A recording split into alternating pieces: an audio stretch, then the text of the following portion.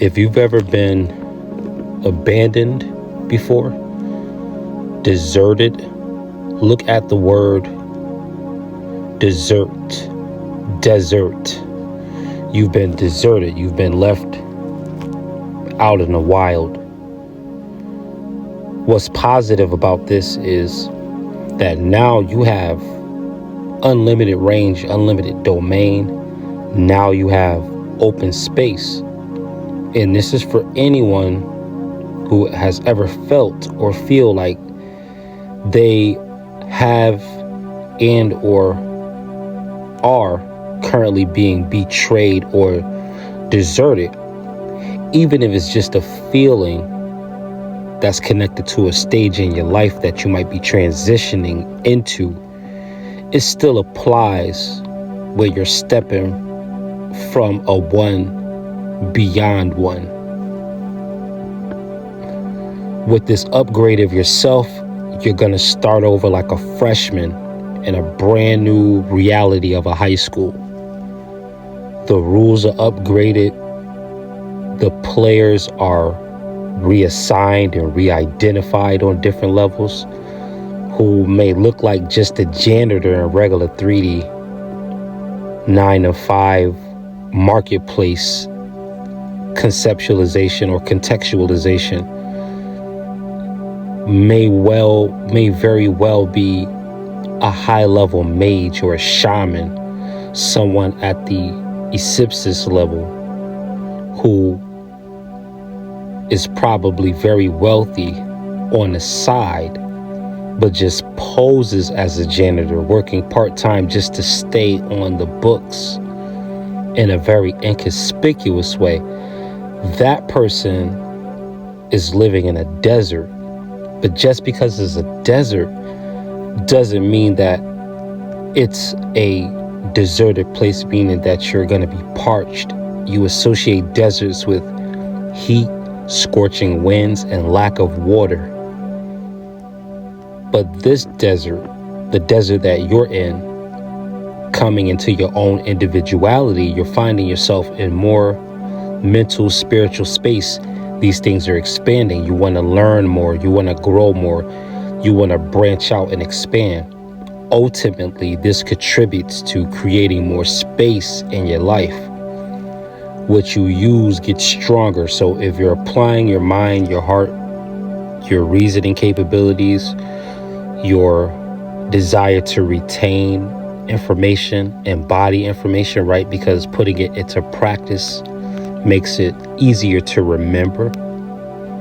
When you're doing this, you're stepping from what is probably an oversaturated lower tier of reality into a less saturated, less dense version of reality for you that is of a finer quality, more precise, dealing with less physicality. See, on the higher levels, what's happening is your lower sensations are really for you to enjoy the world, which is why they're closer to the earth, from the heart down, under the heart, solar, sacral, root. They're close to the earth for a reason. It doesn't mean that they're bad. It doesn't mean that the being is hell-driven in this regard, which is to pull the being apart. You're already whole and entire, already divine, already well put together, already complete.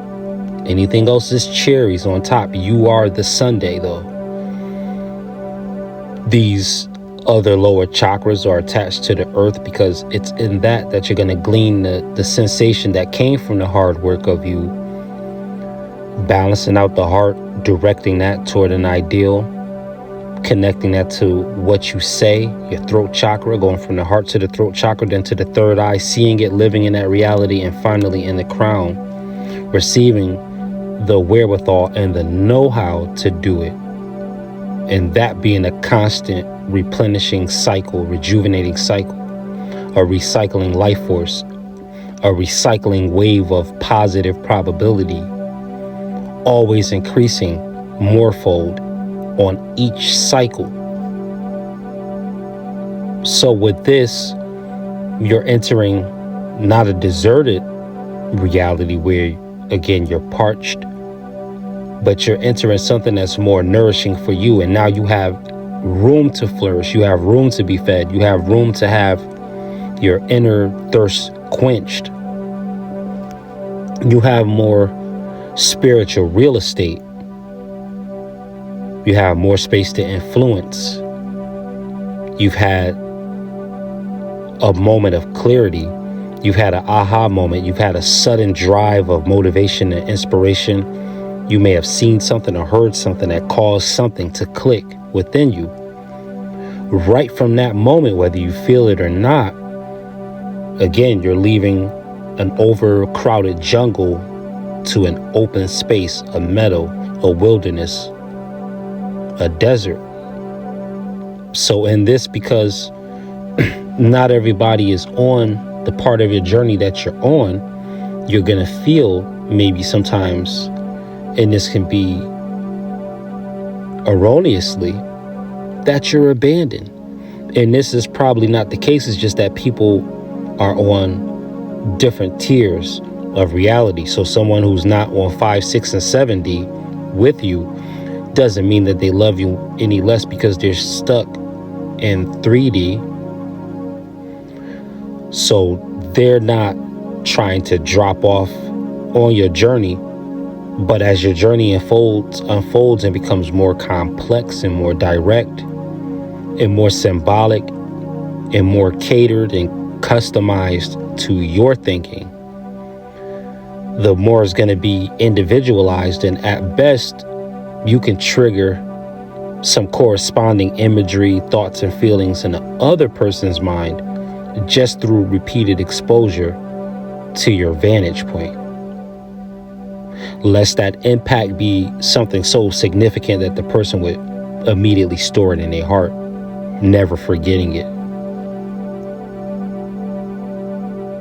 So that's the transition from a wilderness to a desert. And this is not a negative thing, just to go from a wilderness, just to go from a wild, overgrown jungle. See, you might be overgrowing where you are. You may have outgrown the stage in your life that you're in. And so it feels deserted to step into a new thing. You feel alone. You feel pushed out of the nest, so to speak, because you're entering something new, something expansive, something that's large again. And this is why the ego, if it be motivated by vanity and conceit and trying to one-up one another, this is why the ego will not be able to handle the shrinkage of its identity in comparison to stepping into a new realm. The ego is not to lead. The ego is really to follow. Again, you have to tie the ego into the sensations, chakras, energy centers that are closer to the earth again, beneath the heart. So the ego is there to kick back and enjoy all the hard work that wisdom acquired. The ego is not there to necessarily claim it, but the ego is there to enjoy it, to say, oh yeah, this is a job well done. There's no use in doing a job well done if you're not going to enjoy the work, because part of your gift from the creator is to enjoy what you love doing. You're not just going to love it and be full of displeasure. That's not the Most High's original intention for many. Right? It's not my space to say what it is for you, but for many who are trying to take on the challenges of a higher life and trying to upgrade themselves, they're going to wonder why they're running into this resistance. And anybody who is anybody, right, which is everyone, you're going to come across this point where you have a existential question that you may ask yourself is, does bad have to follow good all the time? Does there have to be an obstacle between myself and the next level? Is that absolutely necessary for that obstacle to be there? Or is the idea of there being an obstacle up or a guard between you and the next level what if that is programming? What if that is a preset agenda that causes us to stagnate ourselves through auto-suggestion, putting up our own defenses when we get close to the goal, close to the transition, close to the change, close to the upgrade? Then we find ourselves stepping back, taking 2 steps back, because we've stationed a guard there, because we've been predisposed and preconditioned to put a stumbling block after every stepping stone, when maybe this isn't the case. Maybe this is a ramp with railings. Maybe this is an escalator or an elevator. Maybe all you have to do is step onto the platform of another understanding, and that world that you think is too big for you to traverse on foot, which indeed may very well be, is not going to require you to take in the scene all in one moment, claim all the land, all the real estate, explore all the territories in that moment. But that platform that you step on will be raised even higher. And you'll find that even though it seems like that world is almost too big for you to even know where to start in your exploration of it, in the 3D realm where your lower chakras celebrate, you are so far ahead of time that everything down here seems to be on pause. Super T Sigma, Sigma Programming. Thank you for listening. I enjoyed your time. I hope you did mine. And again, peace.